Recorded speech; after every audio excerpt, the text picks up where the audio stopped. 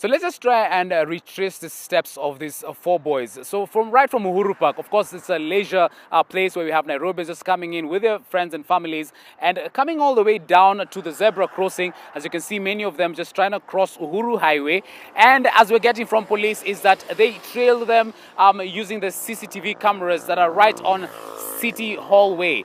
Now, when on reaching the City Hallway just next to the Kenyatta International Conference Center, the police say they managed to nab them there, of course, after trailing them through the CCTV cameras, and they were taken in for questioning at the KICC police station. Now, once there, the boys were at pains to explain onto why they actually had a makeshift pistol. This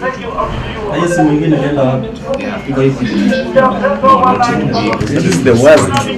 This is the worst age in this city. During the questioning, and of course, we managed to just go inside the police cells and kind of, take a listen into what was actually going on. What was nabbed from them was a makeshift pistol, 2 phones, and a knife that was got from their bags. Now, what they say is that to Nairobians, this will be, just pass for any normal students because, as you can even look at the bag, was just purely a laptop bag that they possessed.